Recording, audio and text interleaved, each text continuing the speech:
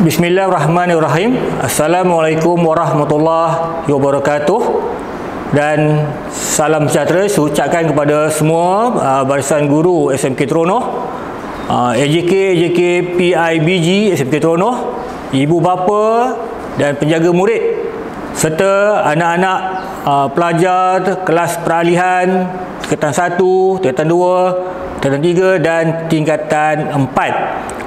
Syukur Alhamdulillah, seperti yang dimaklumkan oleh Menteri Kanan Pendidikan, sekolah akan dibuka semula mulai daripada 22 hari bulan November 2021 secara penggiliran. Dengan itu saya mengambil kesempatan ini untuk mengucapkan selamat kembali ke sekolah kepada semua murid-murid. Saya rasa anda semua sangat teruja untuk kembali ke sekolah. Okey, untuk itu saya akan memberikan sedikit penerangan berkaitan dengan pembukaan dan pengoperasian semula sekolah mulai 22 hari bulan November 2021. Untuk makluman semua, pelajar kelas PPKI dan tingkatan 5 telah pun kembali ke sekolah. Okey, perkara pertama yang perlu kita tahu ialah tempoh persekolahan untuk tahun ini akan bermula pada 22 November dan berakhir pada 10 Disember 2021, iaitu selama 3 minggu sahaja. Murid-murid yang hadir ke sekolah pula adalah secara penggiliran. Apakah maksud penggiliran? Maksudnya di sini ialah bagi setiap kelas pada satu minggu itu hanya 50% yang hadir bersemuka, manakala 50% lagi melaksanakan PDPR secara sendiri di rumah. Sebagai contoh, bagi kelas 3 cendekia ada 22 orang pelajar. Kita akan bahagikan kumpulan pelajar tadi, murid tadi, kepada dua kumpulan, kumpulan A dan kumpulan B. Pada minggu pertama, pada minggu pertama 22 hingga 26 November 2021, pelajar kumpulan A yang hadir bersemuka. Pada minggu kedua, pada minggu pertama hanya pelajar kumpulan A bersemuka, manakala pelajar kumpulan B melaksanakan PDPR di rumah secara sendiri. Pada minggu kedua, 29 November hingga 3 Disember, pelajar kumpulan B akan kembali ke sekolah secara bersemuka, manakala pelajar kumpulan A pula melaksanakan PDPR secara sendiri di rumah. Itulah maksudnya kehadiran secara bersemuka ke sekolah dengan kaedah penggiliran. Okey, jadi saya harap pelajar-pelajar faham maksud tersebut. Okey.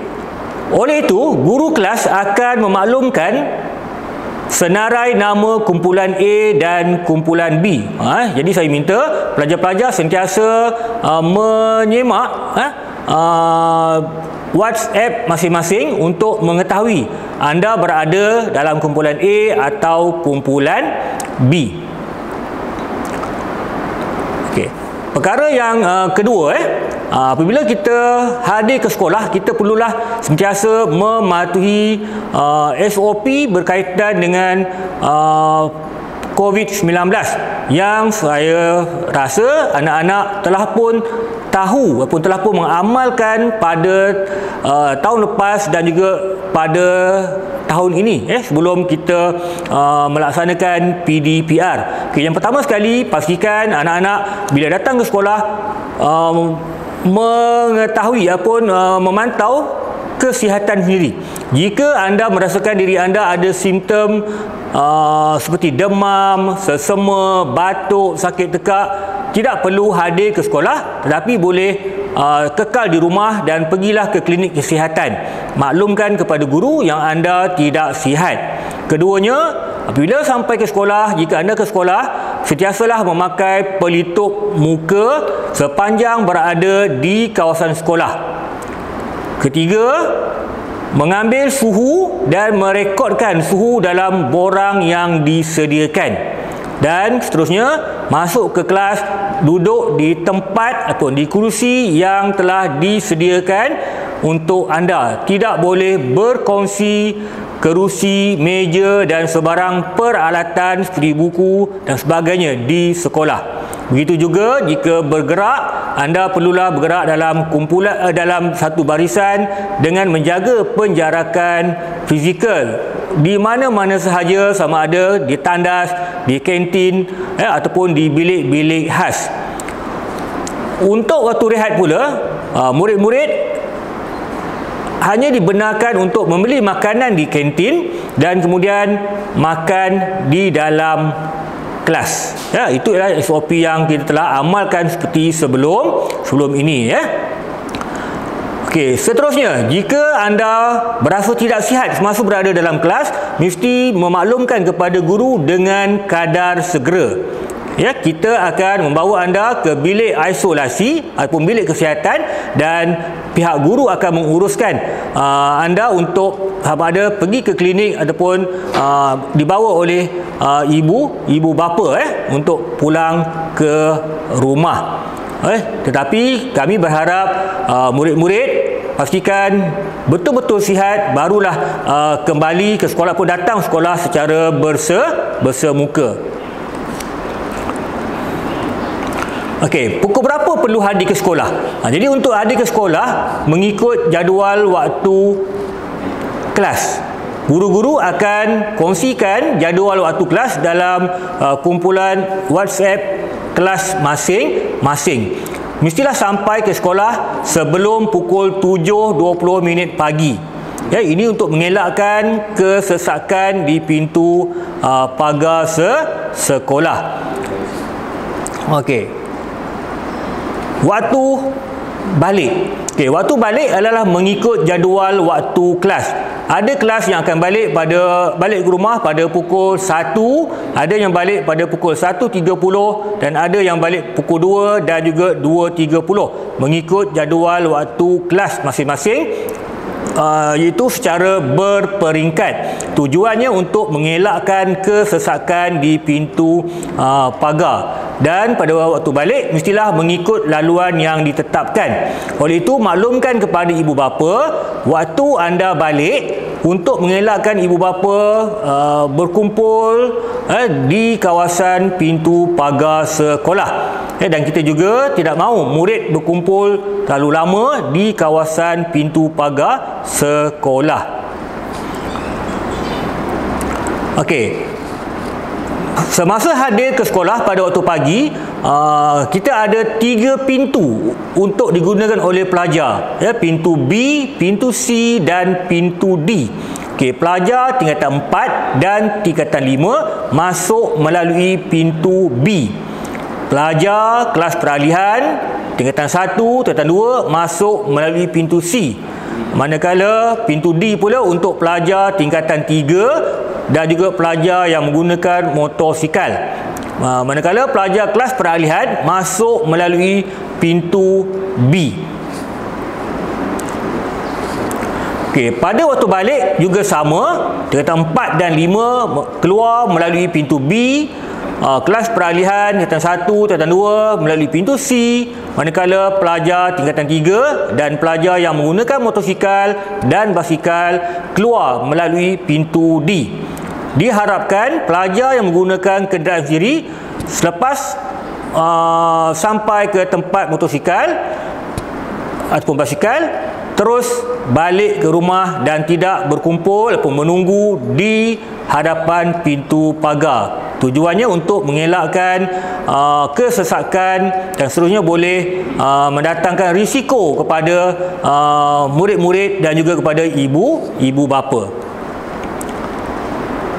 Seterusnya, berkaitan dengan pakaian. Saya faham, mungkin sudah ada pelajar yang sudah lama tidak ke sekolah, pakaiannya telah tidak lagi muat, ya, dah sempit. Jadi kita ada kelonggaran. Okey, sebaik-baiknya pelajar memakai pakaian seragam sekolah yang lengkap seperti biasa. Pelajar juga boleh menggunakan pakaian PJK ataupun t-shirt sekolah, t-shirt sekolah. Lain-lain pakaian boleh digunakan dengan syarat kemas dan sopan. Jika pelajar memakai t-shirt biasa, pastikan menggunakan t-shirt berkolor dan t-shirt yang tidak ada gambar, kosong, baju tu kosong, tidak ada gambar. Serta memakai kasut bertutup, seperti kasut sekolah, kasut yang bertutup. Tidak bolehlah menggunakan slipper ataupun sandal, sebab tidak kemas, ya. Okey, itu harapan kami, ya. Kita bagi kelonggaran kepada pelajar jika pakaiannya sudah tidak lengkap. Okey, pelajar yang menaiki bas sekolah ataupun van sekolah mesti memaklumkan kepada pemandu bas sekolah supaya mengambil anda tepat pada waktu. Dan jagalah penjarakan semasa di dalam bas sekolah, sentiasa memakai pelitup muka. Jika anda berada di sekolah, contohnya pelitup muka anda terjatuh dan anda tidak ada pelitup muka yang lain, pelajar datang ke pejabat ataupun pergi ke bilik isolasi dan boleh mengambil pelitup muka di sana. Ya, kita sediakan pelitup muka jika pelitup muka anda telah kotor ataupun telah rosak. Di dalam kelas juga kita menyediakan cecair sanitasi untuk anda mengelap meja anda pada waktu pagi ataupun pada waktu balik. Oleh itu bawalah tuala kecil ataupun kain untuk mengelap meja masing-masing. Ya, itulah secara ringkas, serba sedikit taklimat, berkaitan dengan pembukaan sekolah pada 22 hari bulan ini untuk pelajar kelas peralihan tingkatan 1, tingkatan 2, tingkatan 3 dan tingkatan 4. Jika hadir ke sekolah, pastikan anda membawa semua buku tulis, buku teks mengikut jadual serta kerja-kerja pelatihan yang telah dibuat selama ini di rumah, yang mana ianya boleh dihantar kepada guru untuk disemak. Okey, jadi saya percaya anda telah faham apa yang saya sampaikan, ya. Dan saya juga mengucapkan ribuan terima kasih kepada ibu bapa dan semua anak-anak yang telah mengambil suntikan vaksin, yang mana selepas kita semua mengambil suntikan vaksin membolehkan kita kembali ke sekolah dengan penuh keyakinan, ya. Jadi saya ucapkan terima kasih sekali lagi kepada ibu bapa terutamanya. Okey. Seterusnya saya mengharapkan, kehadiran kita ke sekolah adalah penuh sepanjang 3 minggu ini, dan saya juga mengharapkan ibu bapa menghantar anak-anak ke sekolah untuk kita menyelesaikan pembelajaran anak-anak yang mungkin tertangguh. Apabila pelajar kembali ke sekolah, guru-guru akan membantu untuk memperkukuhkan pengetahuan, kemahiran dan nilai yang sepatutnya dipelajari pun dikuasai oleh murid-murid. Dan kita juga bercadang untuk melaksanakan pentaksiran akhir tahun dan menyelesaikan pembelajaran bilik darjah untuk dijadikan asas kepada pentaksiran atau menilai kepencapaian murid-murid sepanjang tahun 2021.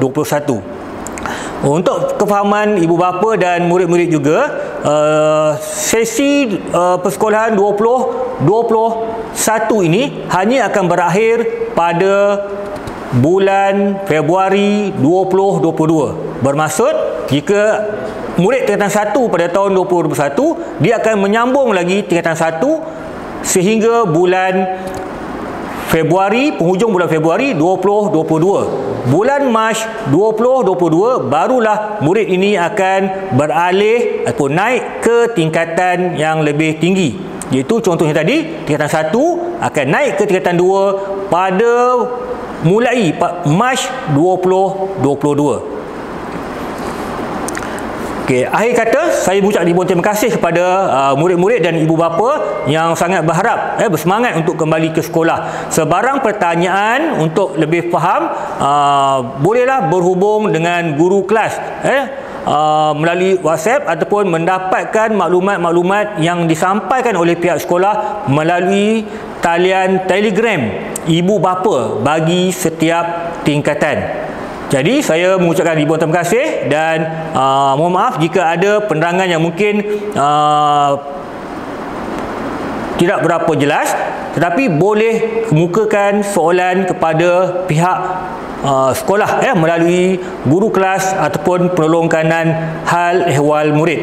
Sekian, wabillahi taufiq wal hidayah. Wassalamualaikum warahmatullahi wabarakatuh. Sekian, terima kasih.